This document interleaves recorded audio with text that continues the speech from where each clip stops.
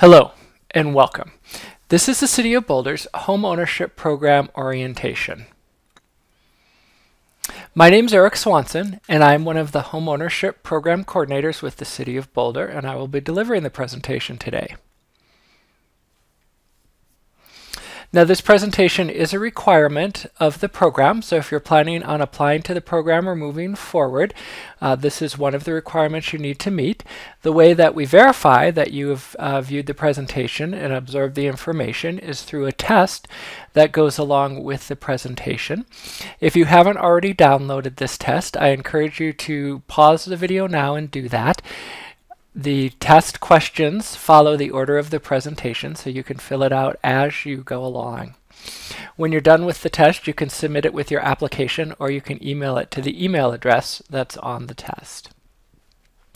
Now, because this is a recorded presentation, I cannot take questions. However, if you do have questions during the presentation that come up, please write them down and then follow up with us afterwards. There's contact information down below on the bottom of the screen that you can use to reach us. So in today's presentation, we're going to talk about the different programs the city offers, the requirements of those programs, what it means to own an affordable home. The Affordable Home Ownership Program is our most popular program, so we spend more time talking about that program. We'll talk about applying for the program and buying. We'll talk about the team, the different groups of people that you'll work with as you buy a home. And then finally, we'll end with some of the more frequently asked questions. Let's start by talking about the different programs we offer. There's the Permanently Affordable Homeownership Program, the Solutions Grant Down Payment Program, and the Shared Appreciation Loan Down Payment Program. We'll talk about each one of them in turn. The first one is the Permanently Affordable Homeownership Program. The homes in this program that are currently for sale are the ones that are listed on our website. Now, all the homes in this program are sold at below market rate prices, and in fact, the prices listed on our website are the maximum price that those homes can be sold for in most cases. The homes in this program need to be sold to a qualified buyer. That means someone who has gone through the application process and meets the income, asset, and other requirements of the program. Now, the homes in this program remain affordable in perpetuity, and in other words, there's no way to buy out of the affordability restrictions that are attached to the homes. The question that leads to is, how do these homes remain affordable? And that is done through a restriction on the price and the resale price of the homes as they change owners. To start with, the homes come into the program at below market rate prices. In the City of Boulder, there's an inclusionary housing ordinance that requires developers to provide a certain percentage of affordable housing as part of their development in most cases. We also limit the appreciation that can be earned on these homes from year to year, which keeps the cost down. We also limit credits that can be given for improvements or updates that are made to the home. Only a certain number of things can receive value added to the home in the resale price. We also limit sales costs or realtor fees on these homes to keep them affordable into the future. The next program I'll talk about is the Solutions Grant Program. This program is really designed for people that have minimal savings to help them close on a home. The Solutions Grant Program is paired with the Affordable Program that I just talked about to help people come up with down payment and closing costs. Now, the grant can help cover up to 5% of the purchase price of a home, and that amount is dependent on what the closing costs are and what the lender's requirement is for a minimum down payment. Generally, when one closes on a house, they have to pay 2 to 3% of the home's value in closing costs. These are costs associated with the actual closing transaction to pay people and services that help facilitate that process. In addition to closing costs, there's also a down payment that's required by the lender. Now, down payments, a minimum down payment is somewhere between 2 and 5% generally of the home's value. Now, even on an affordable home, when you add these two costs together, it can be anywhere from $8,000 to $15,000 that needs to come to the closing. And some people just don't have that kind of money, and so that is why this grant exists. Now, when we're trying to calculate a grant amount, we first look at what the buyer has available to put into the transaction. We require that they put in much of their savings before a grant is applied. And then we look at the difference between what they're able to contribute and what's required to close the deal, and we will fill in the gap with a grant. Now, we will determine the grant amount after a contract's been written and we've been able to determine what the closing costs are and understand the loan a little bit. That will help us determine the exact amount of the grant. So what this means is at the application point, the most we can tell you is that you look like you'll be a good candidate for a grant, but we can't tell applicants if they'll get a grant for sure and how much that grant will be. So let's go through an example of how the grants are calculated. So in this example, a home is being purchased for $100,000 and the mortgage loan is for $95,000. So that means the buyer is putting 5% down on the home. Now, closing costs are estimated at $6,000. So that means what is needed at closing is $11,000. That closing cost is $6,000 plus the down payment of $5,000. Now, in this example, the buyer has $6,500 that they can contribute to the transaction, which is not enough. It doesn't get us to that $11,000. So Solutions grant can be awarded for $4,500, which closes the gap between what the buyer has and what's needed to close the transaction. Now, the great thing about these grants is they don't have to be repaid.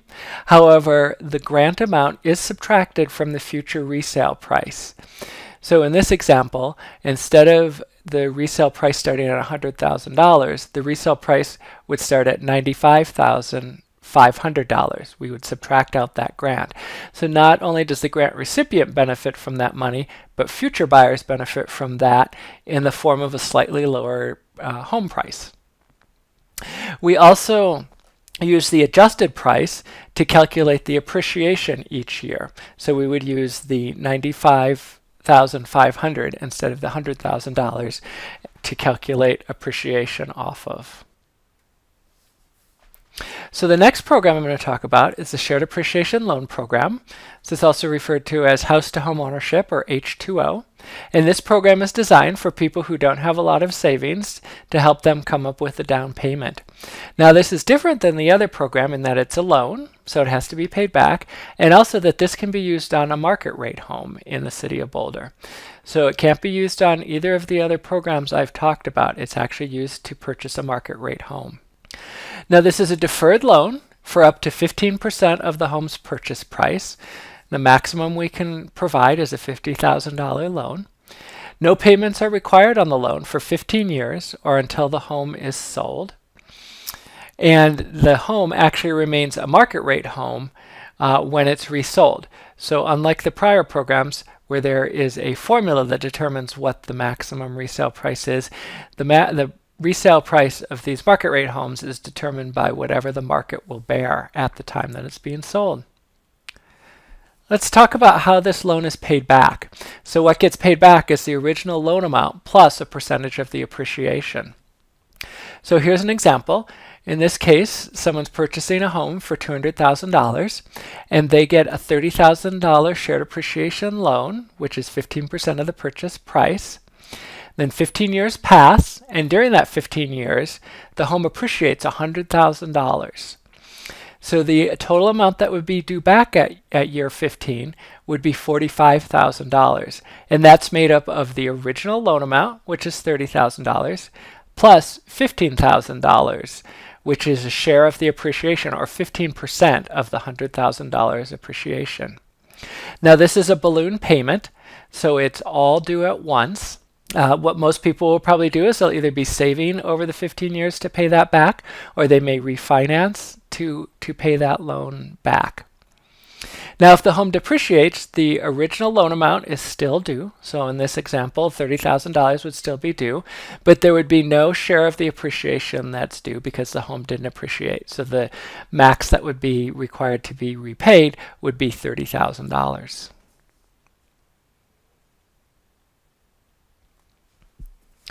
All right, let's talk about the program requirements for the program. We have income, asset, and other program requirements. Let's start by talking about income limits. So here's the income limit chart, and these are gross income. So this is income before any taxes are taken out or benefits are taken out. And for self-employed people, it's their gross income after their business expenses have been reduced. So it's their net income after business expenses. Now these are the maximum that people can earn. If they earn over this amount, they wouldn't qualify. They can obviously earn under this amount and still qualify for the program. And the larger the household size, so the more people in the household, the higher the income limit. For the permanently affordable program, there's two actually income limits. There's a low to moderate income limit and a middle income limit, and we actually have two sets of homes. Some are targeted towards low to moderate income earners and some are targeted towards middle income earners. We can also reduce income by childcare expenses if those expenses are incurred in order to work and we're able to document this. We can also reduce income by medical expenses if they're more than 3% of a person's gross income. And this doesn't include insurance premiums. In most cases, when we're deducting medical expenses, it's for someone who has an ongoing or reoccurring medical expense. It might be some therapy or a medication that they're taking regularly. And those are the situations generally when we see medical expense reductions in income. So let's talk about assets now. And when we talk about assets, what we're talking about is anything that is cash or easily convertible to cash. So that would be like checking accounts, bank accounts, savings accounts, investment accounts, retirement accounts. Anything like that would be considered an asset. Now there's a bit of a formula here for figuring out what someone's asset limits are, or what's the cap on the assets they can have. And here's the screen that shows us the starting point. Most people fit into that low to moderate income program or the house to home ownership shared appreciation loan program. Their assets are capped at $55,000. If someone's in the middle income permanently affordable program, their assets are capped at $140,000. There's a few other categories of people too that have slightly different asset limits. Now for each additional person in the household, we can add $15,000 in assets to the asset limit. So a two-person household that started out with $55,000 as their cap, that second person allows that to go up by $15,000 to $70,000 is the asset cap. And every member of the household counts, so even children, we can add another $15,000 for each person. Now with retirement assets, we can actually exempt some of those from the asset calculation. And retirement are things that are 401ks, IRAs, Roth IRAs, anything like that. We can deduct some of that money from the asset calculation.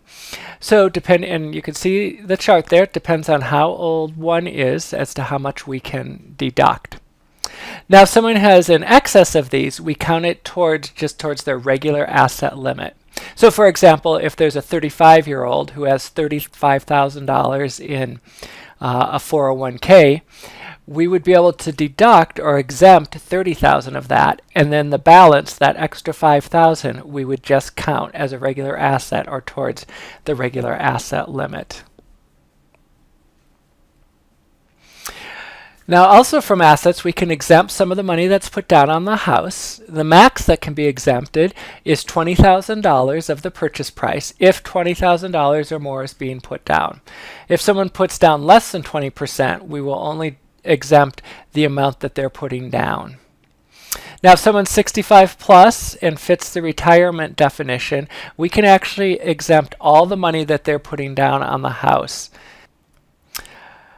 Finally, let's move on to some of the other program requirements, and this is for all three of the programs, these requirements. People need to complete the city program orientation, which is happening right now. Make sure that the test gets turned in to verify that you've completed this part of the requirements. and that this orientation needs to be done before people apply to the program, or it needs to come in with their application. People need to complete the Colorado Housing Finance Authority approved home buyers class. This doesn't need to be done before turning in an application, but we encourage people to do it as soon as they can because it's designed to help them through the home buying process. This class is offered for free in Boulder County, by Boulder County, actually every month. It can also be taken at various sites throughout the state. This class is also offered online for a $99 fee. On to the next requirements. So at least one of the applicants must work at least 30 hours a week unless they're retired or disabled. People need to have a minimum of $2,000 cash that they can bring to the transaction. Applicants need to be able to secure a first mortgage loan. So that means a lender needs to say that they can lend money to the applicant. The total monthly debt to income ratio in most cases needs to be less than 42%, and what this means is that if we look at the monthly income and compare that to the monthly debt, that monthly debt needs to be 42% or less of that monthly income. And when we're looking at debt, we're looking at housing debt, so what the mortgage payment would be, insurance, HOA, and any other monthly debt that's out there. That'd be credit cards, car payments, student loan payments, all those sorts of things. Now, in most cases, the limit is at 42%. We can sometimes go up to 45% if a number of criteria are met. So for people who are very close to that 42% or maybe just over it, we ask that they give us a call and we can talk through the details of that to see if it looks like we'll be able to approve a higher debt to income ratio. Owners or buyers in the program can't own another home at the time that they purchase a home. They can actually apply for the program and still own a home, and they can go under contract on a home through our program and still own a home. However, before they close on the transaction with the permanently affordable home or the shared appreciation loan home, they need to close on the current home that they're selling. That needs to be sold. Owners need to own or occupy the property. The number of bedrooms that someone can buy can only exceed the number in the household by one. So for example, a one-person household could buy up to a two-bedroom home. A two-person household could buy up to a three-bedroom home, and so on. And finally, people need to have a work history of at least 1 year in most cases. Now there's a few additional requirements for the Shared Appreciation Loan Program. People must be first-time home buyers, and what that means is they can't have owned in the last 3 years unless they've been divorced in that time. People need to work within the city limits of Boulder, and the property needs to be within the city limits of Boulder. Now finally, we don't commit down payment funds until we've done some due diligence on the property along with funding partners who we work with on this program. Some people will ask, do we ever make exceptions to all of these rules and requirements? On the income side, we can never make exceptions to that. Even if people are a few dollars over, they won't qualify for the program. Exceptions can be made for some of the other program requirements if there's a justifiable reason and they've been approved through an exception process. If someone feels like they don't quite meet all the requirements, but they feel like there's a justified reason why they should be exempt from one of the requirements, they can either contact us and talk through the situation or write a letter and include that with their application for consideration.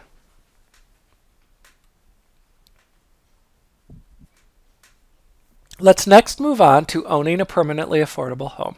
As I said, the permanently affordable program is our most popular, so we spend a little bit more time talking about that program. When people buy a permanently affordable home, there's a covenant that they sign at the closing, and the covenant defines the owner's rights and responsibilities. Included on that are details on the annual appreciation that can be earned each year. It's somewhere between 1% and 3.5%. There's also information about capital improvements and capital updates and what kind of credit can be given and added to the resale price for those. There's details on the owner occupancy requirement and the very limited rental opportunities that there are with these homes. The covenant also talks about who the home can be sold to in the future. Basically, someone who fits the income and asset requirements that we just talked about.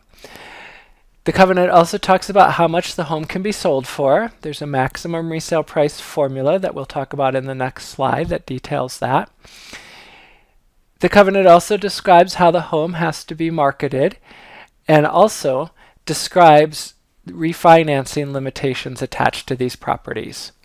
Now, if anyone's interested, we can send them a copy of the covenant if they contact us. It's a 10 or 12-page legal document that describes all the rights and responsibilities of an owner of a permanently affordable home. Let's next talk about how the resale price is calculated for homes in the permanently affordable program. This calculation is detailed in the covenant that we just talked about. So we start with the original purchase price. If there was a solutions grant given, that amount is subtracted. And then we add in annual appreciation to that purchase price. And the appreciation is somewhere between 1 and 3.5% each year. And that's determined by changes in the consumer price index and changes in the area median income for this area. We then add in approved capital improvements or upgrades that have been made to the property. Here's some more details on that. You can see here's a list of items that are eligible for updates. It's a very limited list, and the idea behind this is we're trying to keep the homes affordable, and so we don't want to add a lot of costs onto them, but some of these items are eligible to get credit and increase the price of the home. People who do make improvements and want credit, they need to have that pre-approved, and that's just to make sure everyone understands what they're getting credit for and how much that credit is. And there's also a lifetime maximum that can be earned in capital improvement. Now that $25,000 lifetime max, generally most people don't get to that unless they're finishing off a basement that hasn't been finished to create additional habitable space. So after we add in money for capital improvements and upgrades, we will subtract for excessive damage. If there's damage to the home that the seller is not going to fix, we will subtract that out of the price. And then we add in some money to help pay some of the closing costs. Generally, the seller ends up paying title insurance, and so we add in a flat fee to help with that. Right now, that's set at $650. We also add in money to help pay selling costs. If people are working with realtors, we'll add in 2.5% for realtor commission. Or if people are selling it by themselves, or what they call a for sale by owner, we'll add in a flat marketing fee of $550. And that is the maximum price formula and how that's determined.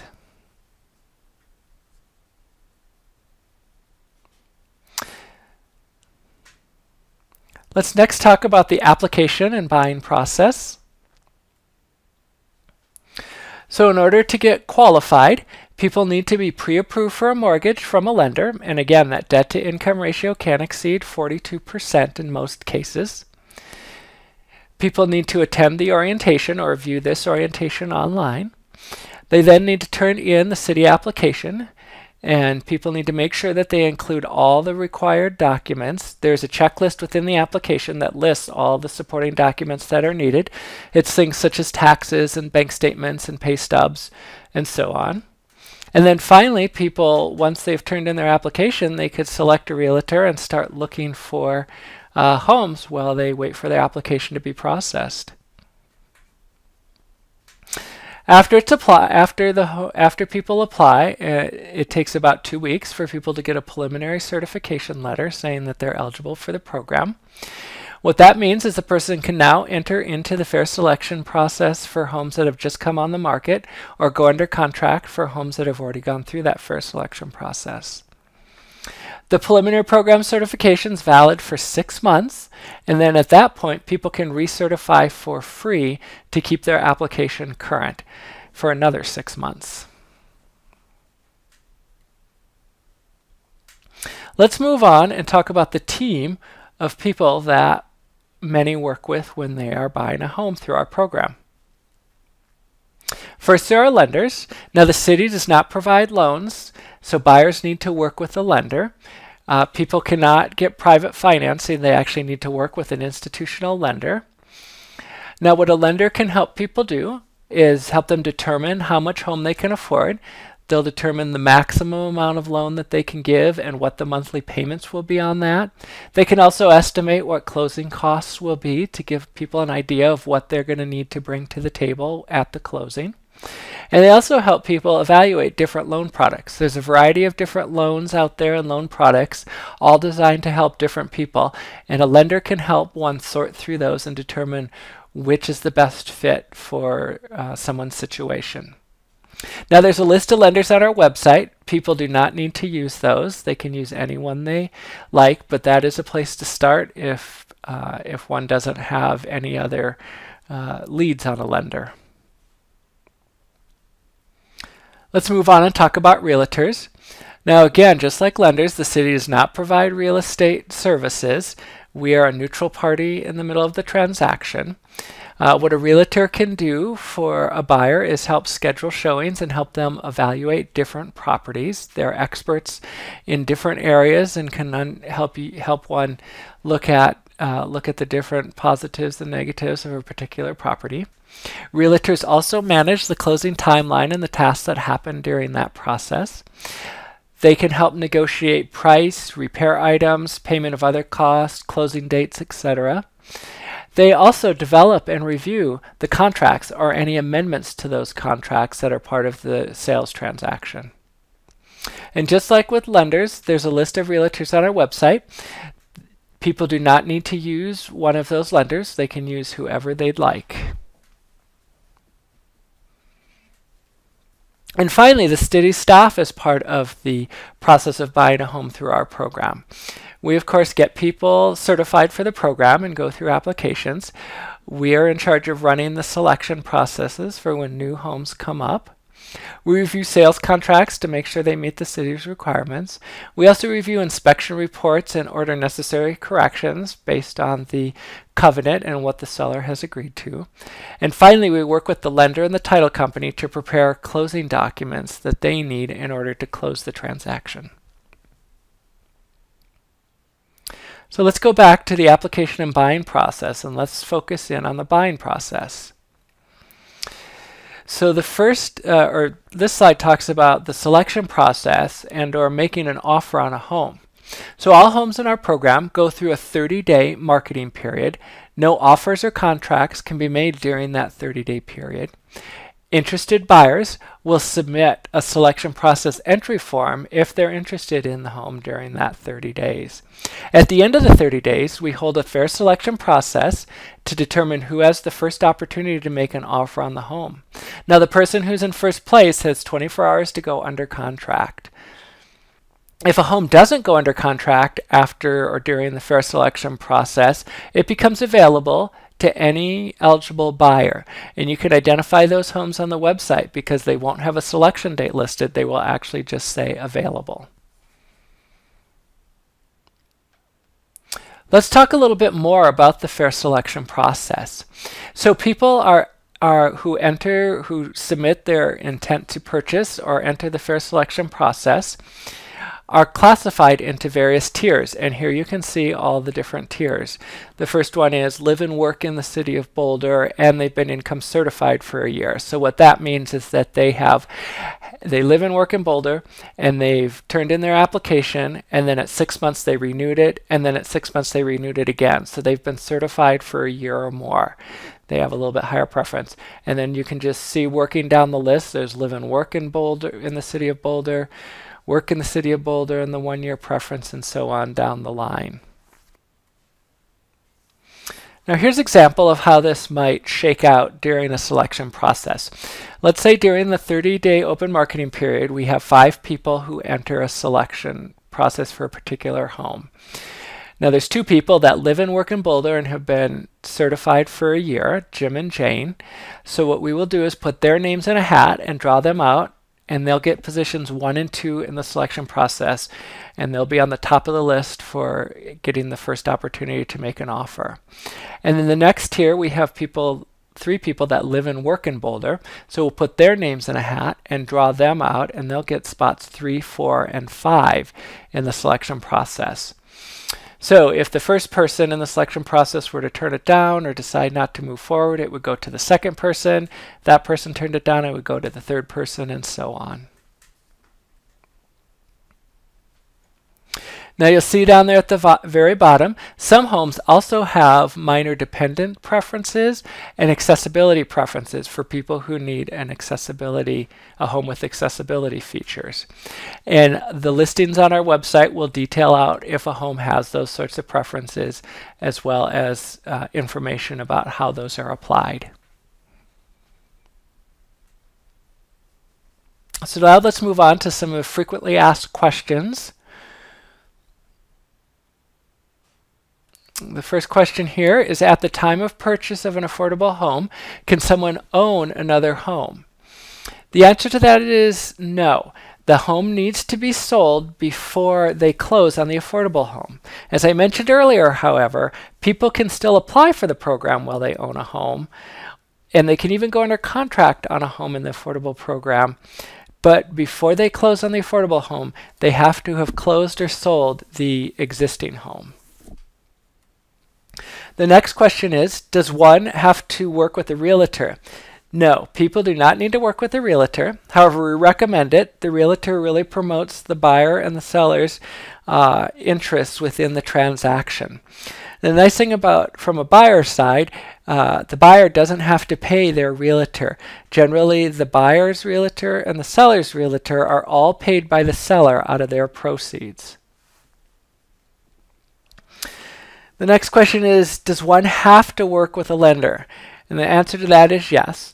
People need to have a mortgage application and a pre-approval letter in order to actually even apply for the program. And we don't allow private financing, so people need to work with an institutional lender. Next question is, should one who's going through a divorce apply now? Generally, we prefer that the divorce or separation be finalized so that we can calculate the assets and income based on what the court papers say. The next question is, can one bid more for a house that they really like? So not in the permanently affordable program. In most cases, those homes are listed at the maximum resale price, and that's the most the home can sell for. If people are buying a home using the shared appreciation loan or the H2O program, they can bid up a home just as you would any market home. They just need to make sure they're staying within the price range that their lender has approved them for. And finally, can a seller of a permanently affordable home reject an offer? There's a few reasons where a seller of a permanently affordable home could reject an offer: if it's for less than the maximum resale price, or if the offer contains a contingency of a home to sell. So if someone has an existing home that they need to sell before they close, and that is part of the contract, the seller could reject that offer. And then finally, in a situation where there's a fair selection process, if the first person doesn't get their offer in within 24 hours, the seller has the option to go on to the next person on the list. So that concludes this presentation or orientation. Thank you so much for your time. If you do come up with questions as we are going through, please use some of the contact information below to reach us and ask those questions. If you go to the website, there's also a home buyer's guide, which has a lot of detail about the program and how it works. So that's another great resource. And finally, I'll just remind again that this is a requirement of the program, and to verify that you've completed this requirement, there's a test that needs to be done. And if you haven't downloaded it yet and started working on it, please go to the website and download that, and you can submit that with your application or submit it to the email address listed in the test. Thank you again for your interest in our program.